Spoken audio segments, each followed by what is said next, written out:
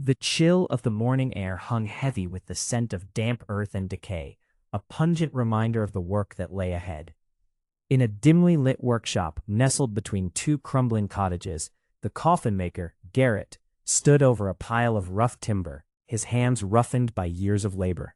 The sound of the town bell tolling echoed ominously through the streets, each clang a knell for the departed souls whose bodies he would soon prepare for their final rest. With each stroke of the axe, splinters scattered like whispers of the dead, caught in the stillness that enveloped the workshop. The townsfolk had long grown accustomed to the sight of Garrett toiling under the weight of his grim vocation, but none truly understood the toll it took upon his spirit. Constant exposure to death was an unrelenting curse. Every coffin he crafted was a vessel for sorrow, a reminder that life was as fleeting as the fading light of dusk. Garrett's brow furrowed as he recalled the last body he had handled, a young boy, no older than 10, taken by an illness that swept through the village like a malevolent specter. The hollow gaze of the child had haunted him for nights, a ghostly reminder of innocence lost. As Garrett prepared the boy's coffin, he had felt the weight of grief pressing down upon him, as palpable as the timber he shaped. He had worked with trembling hands, each nail driven into the wood, a prayer for the soul it would cradle. The physical strain of his labor was relentless. The sawdust clung to his skin, a constant reminder of the decay that surrounded him, while his back ached from the bending and lifting. The coffins grew heavier with each passing week, not from the timber alone, but from the burden of despair that settled in his heart. The townsfolk rarely spoke to him, save for the occasional request or a hurried transaction, their eyes averted, as if to shield themselves from the darkness that enveloped his craft. Days bled into one another, and the seasons changed, yet the cycle of death remained unbroken. The arrival of plague brought with it a new wave of despair, filling the streets with the sick and the dying. Garrett's workshop became a haven for the grim and the morose. Bodies were brought to him hastily, wrapped in tattered linen, their features obscured by the pallor of death. He could feel the weight of their lives pressing down upon him, a burden that deepened with each lifeless form he prepared for the grave. With each coffin crafted, Garrett's heart grew heavier, as if the timber absorbed the very essence of the lives lost. He had heard whispers among the townsfolk of a new illness that ravaged not only the body but the mind, a disease of despair that left its victims hollow and broken. The coffin maker often wondered if he had already caught its curse, gnawing at the edges of his sanity as he worked tirelessly, day after unyielding day. As twilight approached, Garrett stood before a freshly made coffin, its polished surface gleaming dully in the fading light.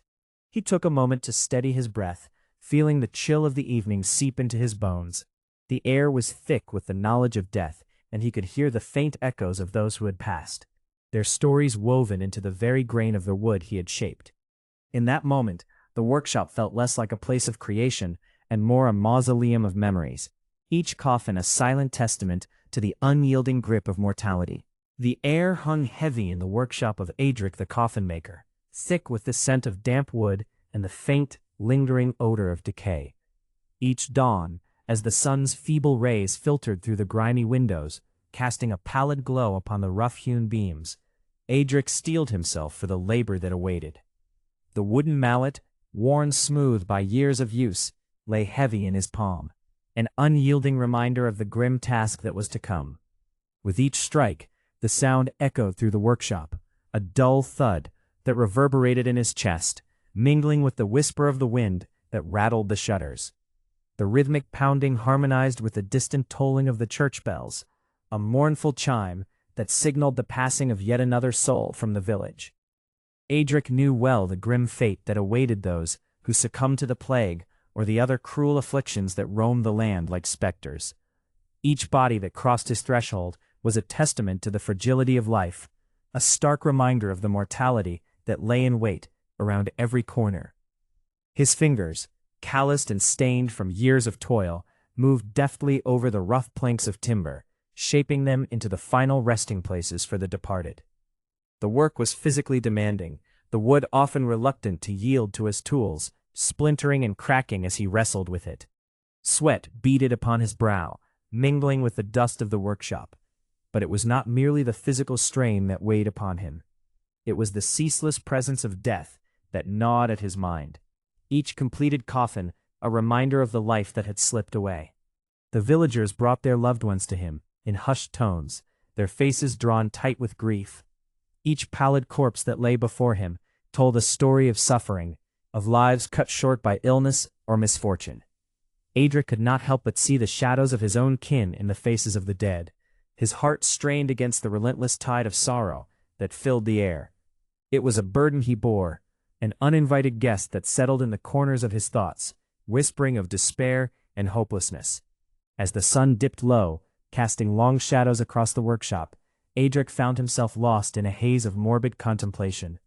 The coffins lined up against the wall bore witness to the countless lives extinguished, each one a vessel for the memories of those who once laughed, loved, and dreamt. It was a cruel irony, the very craft that fed him also imprisoned him within a cycle of grief, a cycle he could not escape. When the villagers returned to collect the vessels of their lost ones, they brought with them the weight of their mourning, and Adric could feel it settle upon his shoulders like a shroud. He would stand by the door, watching as they loaded the coffins onto carts, their faces etched with sorrow, their eyes reflecting the depth of their loss. And as the last cart rumbled away, leaving him alone in the fading light, the echo of the bells rang in his ears, a constant reminder that another day had passed, another life had ended, and the workshop would be filled with the specters of mortality once more. The air inside the workshop was thick with the scent of damp wood, a miasma of decay that clung to the walls and settled in the crevices of the floorboards. Sunlight filtered through a grimy window, casting feeble rays that illuminated the dust motes swirling in the stillness. In one darkened corner, a half-finished coffin lay upon a stout workbench, its edges raw and unrefined, the wood stained with the remnants of labor and the essence of mortality. Gerard, the coffin maker, stood hunched over his tools, the muscles of his back taut and aching from the relentless labor. His hands, calloused and gnarled, gripped a heavy mallet, striking with a force that made the wood splinter and crack. Each blow reverberated through his bones, a constant reminder of the toil he endured. The rhythmic thud of mallet against wood was punctuated by the creaking of the workshop, as if the very structure mourned the souls it served. The villagers whispered of the plague that swept across the land, bringing death like a dark tide. Whole families succumbed in a matter of days, and the demand for coffins surged. Yet for Gerard, each order was a burden heavier than the last. With every body he handled, the weight of sorrow pressed upon him, a grim reminder that his work was rooted in loss. The thought of the deceased, once vibrant and full of life, now lay lifeless upon his table, their skin pallid and cold, filled him with a dread that seeped deep into his bones. He wiped a bead of sweat from his brow, only to have his hand meet a dampness that lingered in the air. The workshop, a sanctum of death, offered little reprieve from the stench of decay. The corpses, wrapped in tattered shrouds, awaited their final repose, their features obscured but still hauntingly present, each face a shadow of the lives that once were. Handling the dead, with their brittle limbs and sunken eyes, took its toll. The weight of their lifeless forms, often more than he could bear, left him aching, breathless, as he struggled to maneuver them into the wooden embrace he had crafted. Each coffin told a tale, of a mother lost too soon, a child taken in innocence, or a father fallen to the sword. And yet as he worked, the specter of disease loomed ever closer. With every strike of the mallet, he felt the chill of dread creeping into the marrow of his bones.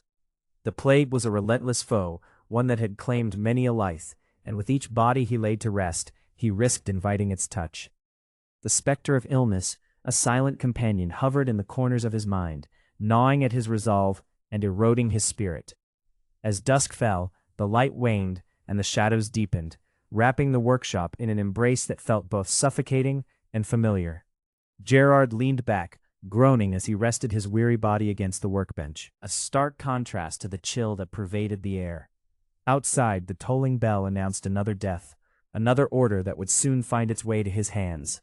With a heavy heart and weary limbs, he prepared for the night ahead, knowing that the cycle of life and death would continue, and he, the maker of coffins, stood at the threshold of both. The morning sun struggled to pierce the heavy fog that clung to the village, its feeble rays casting a pallid light over the workshop of Aldrich, the coffin maker. Inside, The air was thick with the scent of freshly hewn timber, mingling with the lingering odor of decay that trailed in from the nearby chapel, where death had once again visited the parish. Aldrich grunted as he bent low, his back protesting the move, muscles taut with the burden of years spent in toil. He grasped a heavy oak beam, the rough timber coarse against his calloused palms, and heaved it onto the trestle, the wood scraping against the stone floor with a grating sound that echoed in the dim light. Each day began with the same agonizing ritual, lifting, shaping, and assembling the remnants of lives now departed. The coffin-maker's hands, gnarled and worn, worked with a practiced precision, yet every stroke of the chisel and swing of the mallet sent jolts of pain through his joints. Aldrich's knees cracked like dry twigs as he knelt, laboring to carve intricate designs into the lid of a casket meant for a child, small, delicate, and yet imbued with the weight of untold grief. The wood splintered beneath his tools, a reminder of the fragility of life, and he stifled a groan, knowing that the pain would linger long after the day's work was done. As he continued his labor, the shadows lengthened, and with them came the memories of the bodies he had prepared. Each face, now a fading echo within his mind, had once been vibrant and full of laughter, yet now lay still and cold. Aldrich could not escape the burden of his trade. It seeped into his bones, the sorrow of the grieving families intertwined with the wood he shaped. He recalled the hollowed eyes of a mother as she cradled her deceased infant, the desperation in her voice as she clutched the hem of his tunic, pleading for a coffin that would honor her child's fleeting existence. Such encounters were etched into his heart, a constant reminder of the emotional toll he bore. Outside, the village bustled with life, laughter ringing out as children chased one another through the streets. Yet inside the workshop, time stood still. The only sounds were the rhythmic thud of hammer on wood and the occasional creak of the timber as it yielded to his labor. With each stroke, Aldrich's body ached more. The weariness settled deep into his bones, a relentless fatigue that clouded his thoughts. He fought to maintain focus, but the weight of exhaustion pressed heavily upon him, threatening to drown him in despair. The workshop was a prison of his own making, the walls lined with the silent witnesses of mortality, each coffin a testament to lives lost. As he assembled the final pieces of the child's casket, he felt a sharp pang in his lower back, a warning of the chronic injuries that had begun to define his existence. He inhaled deeply, the air heavy with the scent of wood shavings and the bitter tang of sweat, feeling the creeping chill of decay that shadowed his every move. With the final nail driven home, Aldrich stepped back, wiping his brow with the back of his hand. The coffin stood complete, a somber monument to a life that had barely begun. As he gazed upon it, he felt the weight of the world press upon his shoulders, the burden of sorrow intertwined with the physical toll of his craft. In the dim light of the workshop, Aldrich understood that the life of a coffin-maker was not merely one of labor, but a ceaseless struggle against the shadows of mortality, a dance with death that left its mark upon both body and soul. The sun hung low in the overcast sky, casting a muted gray light over the village of Eldergrove. In the damp, shadowy workshop of Oswin the coffin-maker, the scent of damp earth and decay clung to the air like a specter. The rough-hewn walls, stained dark with years of sap and sorrow, reverberated with the sounds of labor. The rasp of a saw biting into wood, the rhythmic thud of mallet against chisel, and the distant wail of mourning from the church. Oswin crouched over his latest creation, a simple box of oak planks, the grain uneven and splintered. Each cut of his saw echoed the weight of the burden he bore, a burden that had long since turned his hands calloused and his spirit weary. The bodies he prepared for eternal rest lay in the shadow of the workshop, some still swathed in the remnants of their former lives, others little more than husks, ravaged by the creeping hand of decay. The village had seen its share of misfortune this season, the pestilence that swept through the countryside, leaving a trail of grief in its wake. Each morning brought a new despair, with families pleading for swift burials, desperate to stave off the foul stench that lingered in the air like an unwelcome guest. Oswin's heart sank as he recalled the faces of the bereaved, their eyes hollow with loss, their hands trembling as they placed the meager coinage into his palm. This day the task was particularly grim. A young mother lay before him, her skin waxy and mottled, the once vibrant glow of life extinguished far too soon. Her children, pale and frightened, huddled at the door, clinging to one another as if the very act of entering could infect them with the same cruel fate. Oswin felt a pang of sympathy, yet that sentiment was swiftly overtaken by the grim reality of his trade. With each day, the risk of contagion pressed upon him as heavily as the timber he shaped. He donned his leather gloves, worn and cracked, and set to work with a grim determination. The rasp of the saw was drowned by the muffled cries of the children outside. Each stroke sent shivers down his spine, a reminder of the decay that awaited him. The wood was dry, but bore the weight of sorrow deeply embedded within its fibers. It would be no simple task to craft a fitting final resting place for a life snuffed out so cruelly. As he cut, the air thickened with the stench of rot, a sickening reminder of the mortality that surrounded him. Though he had become accustomed to the sights and smells of death, the visceral reminder of decay grated against his senses. The sweat gathered at his brow, and he wiped it away with the back of his hand, grimacing as he felt the coolness of a damp breeze waft through the workshop, laden with the scents of earth and dying leaves. With each nail he drove into the wood, every hammer blow echoed the futility of his labor. Even as he shaped the vessel meant to cradle the lifeless form, the knowledge that decay would soon claim it too gnawed at his mind. The plague had wrought havoc, and while the coffins he crafted would provide a brief reprieve from the ravages of disease, they were but temporary solutions to an unyielding truth. Outside, the wind howled, carrying the distant toll of the church bell, each chime resonating with the weight of impending doom. Oswin paused, listening to its mournful toll, a reminder that for every coffin made, life continued to slip away, the relentless tide of mortality washing over the village. In that moment of stillness, he understood. To be a coffin maker was to dance with decay, to cradle death in one's arms, and to bear witness to the fragility of life itself. The air was thick with a fetor that clung to the nostrils like a miasma, a grim herald of the task that lay ahead.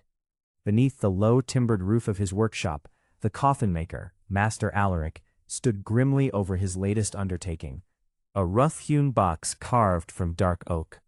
The wood, once fragrant with the scent of the forest, now bore the weight of sorrow and decay, its surface marred by the stains of countless lives extinguished.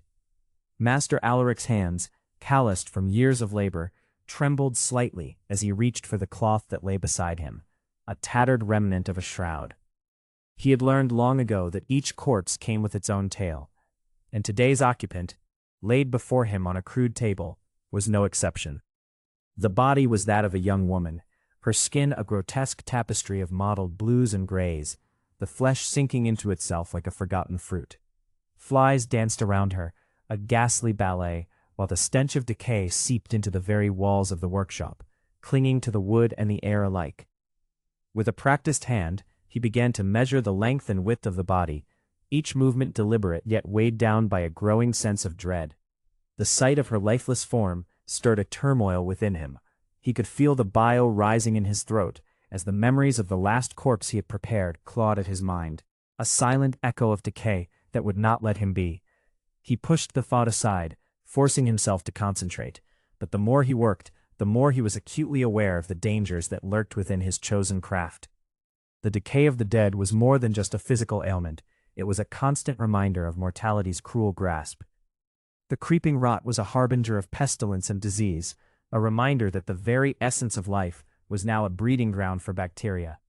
Alaric had heard tales of those who had succumbed to infection after a careless slip. The very thought of fevered limbs and a body racked with pain sent a shiver down his spine. He recalled the story of old Joran, a former coffin maker, who had succumbed to a foul sickness after handling a body tainted with the plague. The man had wasted away, his skin turning ashen and his eyes sunken, until he was no more than a whisper of his former self. With a grimace, Alaric pulled on leather gloves, a meager barrier against the horrors he faced. The rough material scratched against his skin as he reached for the saw, its teeth glimmering dully in the dim light. He could feel the weight of the task pressing upon his shoulders, the burden of the dead becoming a palpable force that threatened to crush his spirit. Each cut into the wood felt like a slice into his very soul, a reminder that he was the last stop for many, a final farewell wrapped in the solemnity of wood and nails. As he began to shape the coffin to fit her form, the workshop seemed to close in around him, the walls whispering secrets of the deceased who had passed through his hands. The shadows deepened, and he could almost hear the echoes of their lives. A chorus of laughter, a symphony of love, all silenced too soon. In that moment, he understood that while he crafted the vessels of the departed, it was he who bore the true weight of their stories, a burden he would carry until the end of his own days. The sun hung low in the sky, casting an amber hue across the dusty lanes of the village. The air, thick with the scent of decay, clung to the skin of those who dared to venture near the workshop of Oswin, the coffin maker. His abode, a cramped timber-framed shack, stood apart from the cheerful homes of the townsfolk, as if shunned by the very earth it rested upon. Here, the townsfolk's laughter faded into whispers, and children's games were replaced by a solemn silence that echoed in the wood and iron of his craft. Within the workshop, the sound of the axe biting into wood rang sharply against the stillness, each blow a reminder of the purpose of his labor. The air was heavy with the pungent aroma of fresh pine, mingled with the underlying scent of decay that clung to the very walls. Oswin's calloused hands worked tirelessly, carving and shaping the timber into the final resting places of the departed. Each coffin held a story, yet he remained an outsider to those tales, a mere servant to grief, forever distanced from the joy of life. The village had long whispered tales of the coffin maker, a man cursed by his art. He stood at the precipice of death, where other men danced in the light of the living. Isolation draped over him like a shroud, for who would share a meal with one who dealt so intimately with mortality? The simple act of greeting him often turned to dread, with townsfolk crossing themselves, as if his touch could summon the specter of death. He often sensed their eyes upon him, darting away as he passed, as if his very presence could taint the air they breathed. Oswin's work was not without its burdens, both physical and emotional. The strain of lifting heavy timbers day after day bent his back, and the relentless ache in his limbs bore testament to the toll exacted by his labor. The whirring of the saw, the rasp of the plane, these sounds became a cruel symphony, a relentless reminder of the lives he handled, now reduced to lifeless shells. When the bell tolled for another soul departed, he felt the weight of the village's sorrow as if it were his own. As twilight descended, the shadows deepened, and with them came the stench of decay from the corpses he prepared. The bodies, wrapped in coarse linen, lay in a small, dimly lit nook, awaiting their final resting place. Each face whispered of a story cut short, their lifeless eyes gazing into an abyss that he was destined to confront, day after day. The fear of disease loomed large, an ever-present specter that haunted his thoughts.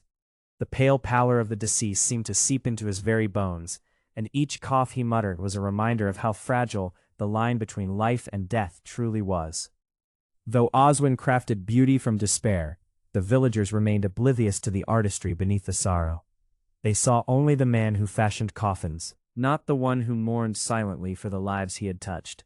In the quiet moments, he would wipe the sweat from his brow, and for a fleeting second, imagine the warmth of companionship, laughter echoing through the workshop. Yet as the final nail was driven home and the coffin sealed, he returned to his solitude, a silent sentinel of mortality, forever standing apart from the vibrant tapestry of life he could never quite grasp. The sun dipped low on the horizon, casting long shadows across the cobbled streets of Eldridge. A chill settled in the air, as the townsfolk hurried home to the warmth of their hearths, leaving the market square bereft of laughter and life. In the far corner, a solitary figure labored beneath the eaves of a weathered timber shed, the sharp scent of wood shavings mingling with the acrid stench of decay that clung to the air. Oswin, the coffin maker, worked with grim determination, his calloused hands deftly shaping the planks of oak, each stroke a reminder of the burden he bore. With every nail driven into the wood, the weight of isolation pressed heavily upon him. The townsfolk regarded him with a mixture of fear and disdain, their whispers trailing behind them like specters as they passed his workshop. "He deals with the dead," they would murmur, their eyes averted, as if the very act of looking upon him might invite death itself into their lives. Even the children, once curious about the strange man who crafted boxes for the departed, now turned away, their laughter silenced by the sinister reputation that wrapped around Oswin like a shroud.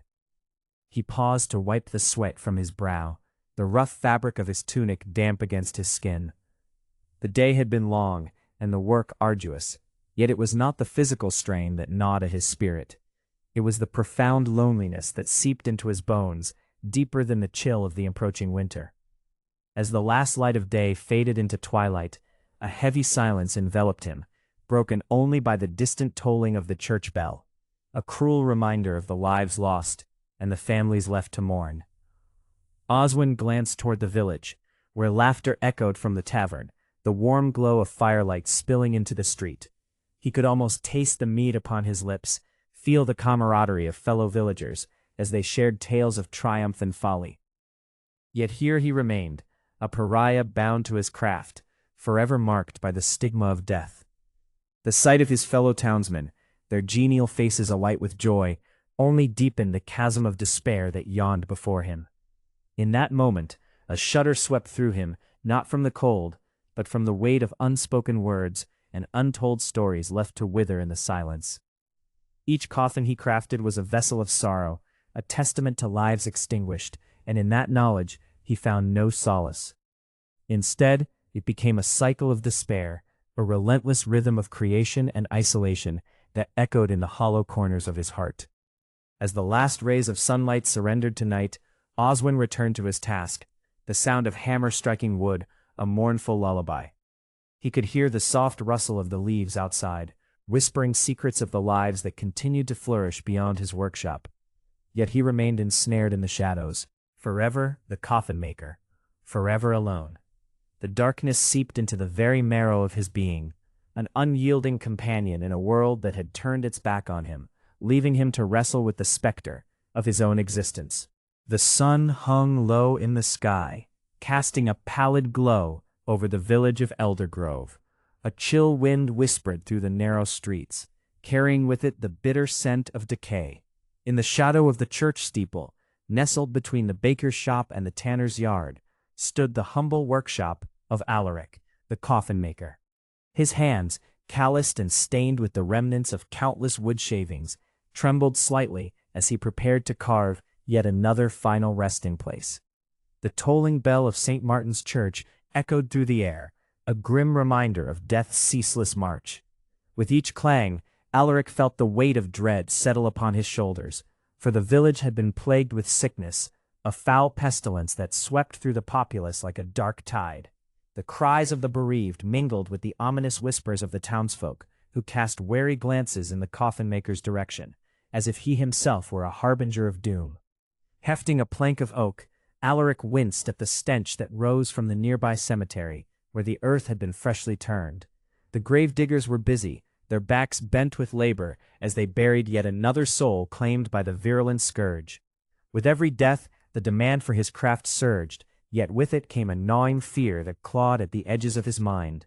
Handling the bodies was a necessary evil, but each encounter brought with it the specter of disease, a grim reminder of the frailty of life. As he began to shape the wood, the rasp of his tools filled the air, mingling with the distant sounds of mourning.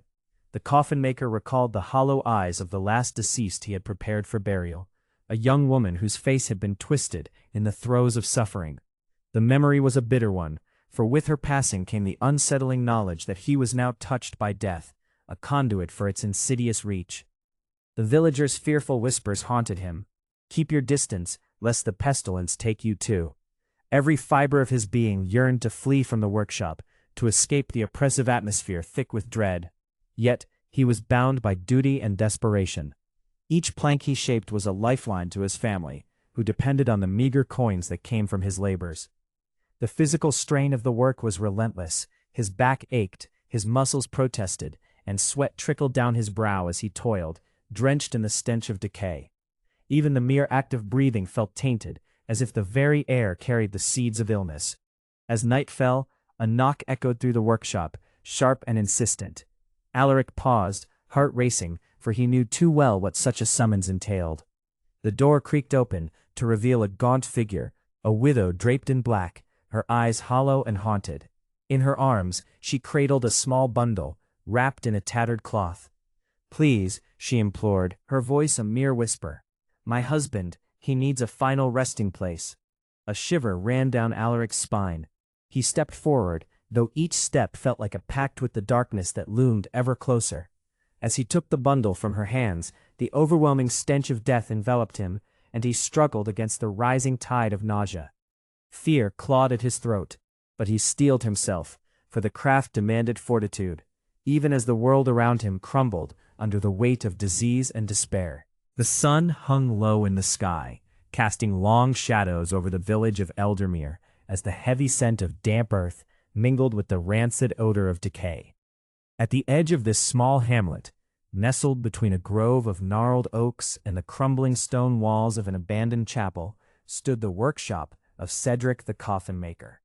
The timbered structure, with its sagging roof and warped door, bore testament to years of toil, yet it was the weight of dread that pressed most heavily upon Cedric's shoulders.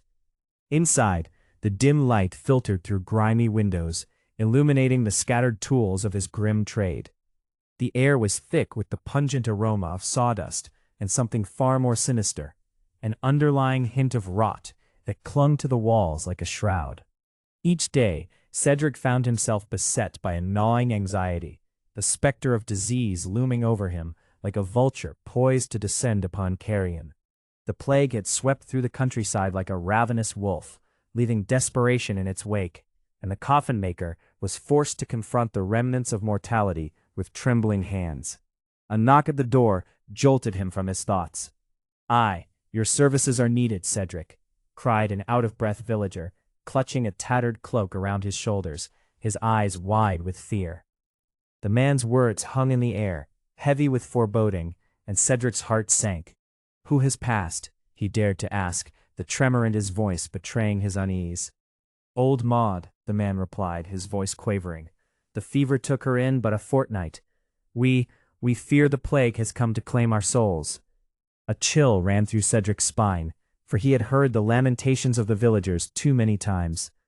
He nodded, the weight of inevitability settling in his gut like a stone. With a sigh, he reached for his tools, each handle worn smooth from years of use, yet they felt like a curse in his grip. The act of crafting a coffin, a final resting place for the dead, had become a dance with danger, a balancing act on the edge of a knife. As he made his way to the small thatched cottage where old Maud lay, the path grew muddied with rain and sorrow. He observed the faces of the villagers peering from behind shutters, eyes glistening with fear, mouths sealed tight with unspoken dread. Each step felt like a march toward doom, for what if the sickness had seeped into the very wood he would use to fashion her coffin? What if he too would be swallowed by the dark maw of plague? Upon entering the dimly lit room, Cedric was met with the pallid visage of old Maud, her once vibrant spirit reduced to a husk. The stench of sickness hung thick in the air, a vile reminder of mortality that clawed at his throat. He donned a leather apron, its surface stained with the remnants of his trade, and set to work, his hands moving with practiced precision, even as his mind raced with the specter of contagion. The physical strain of lifting her frail body sent a jolt through his back, but it was the relentless fear that consumed him. Each splinter of wood, each swing of his hammer, echoed the uncertainty of his fate. Would he return home tonight, or would he join the ranks of the departed? The thought gnawed at him, a relentless shadow that danced around the edges of his consciousness. With every coffin he crafted, Cedric felt the weight of the world pressing down upon him, a burden that seemed inescapable. In an era where knowledge was a flickering flame against the dark, he remained a prisoner of fear, trapped in a world where death was both a companion and a relentless enemy. In the dim light of the workshop, the air hung heavy with the scent of damp wood and the faint, acrid tang of decay. The coffin maker, a gaunt figure named Eamon, labored tirelessly, his gnarled hands working the rough oak that would soon encase the lifeless forms of the departed.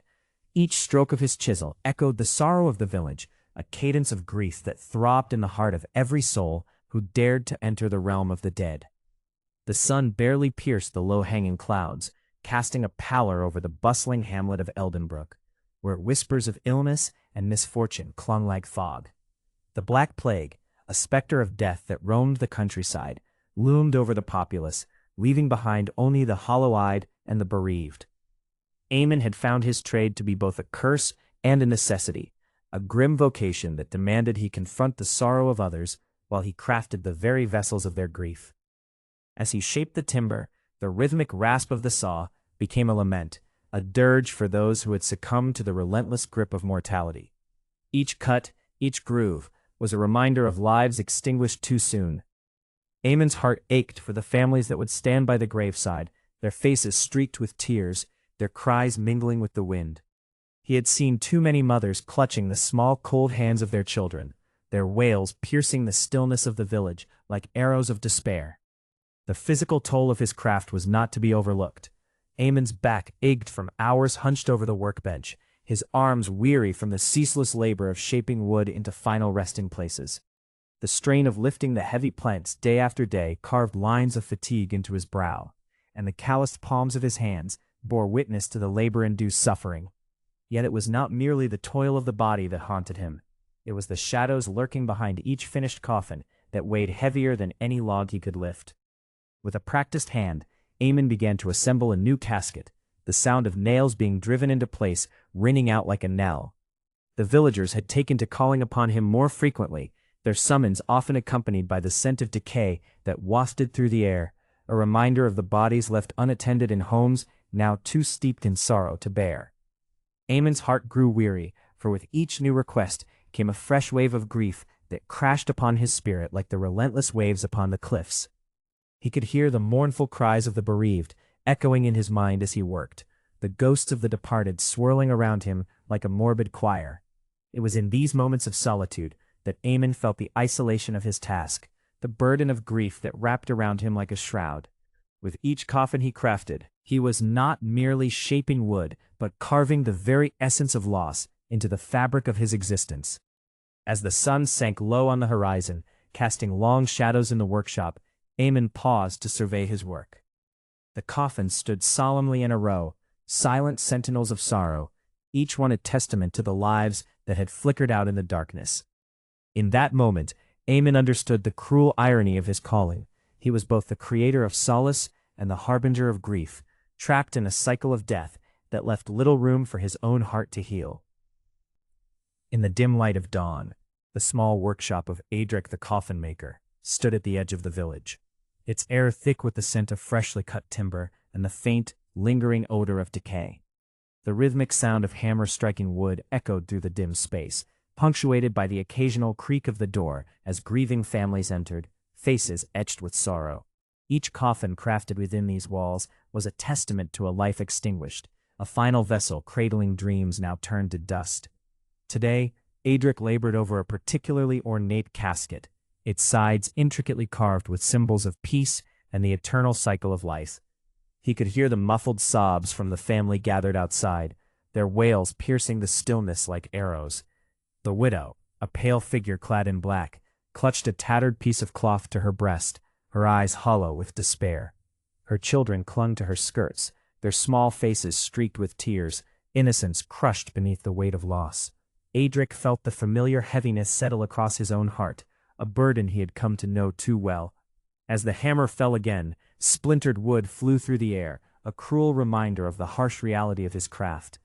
Each blow resonated not only in the timber, but also in the depths of his soul, for Adric was no mere craftsman. He was an unwilling witness to the insidious march of death that swept through the village with the relentlessness of winter.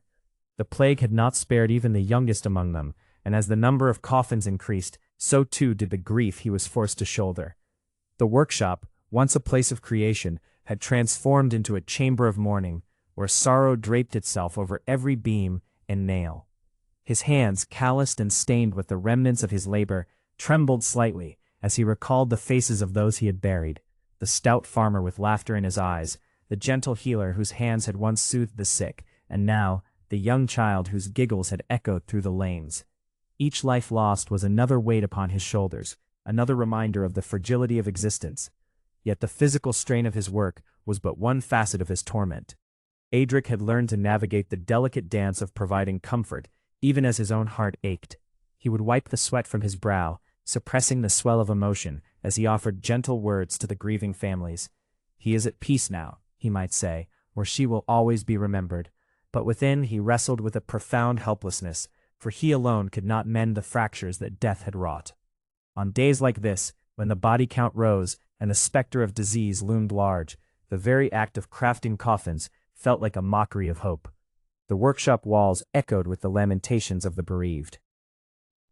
A cacophony that merged with the sounds of chiseling wood and the stench of decay wafting from the nearby graveyard. Adric's heart felt as though it might split under the weight of collective grief, a sorrow that clung to him like the dust that settled on his unfinished works.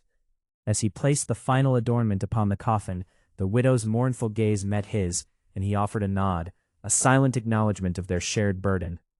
Adric could do nothing but prepare the vessel for the departed, while the world outside continued to spin, indifferent to the heavy toll that came with each loss, each crafted coffin, each heartbroken sigh that lingered in the air long after the families had gone.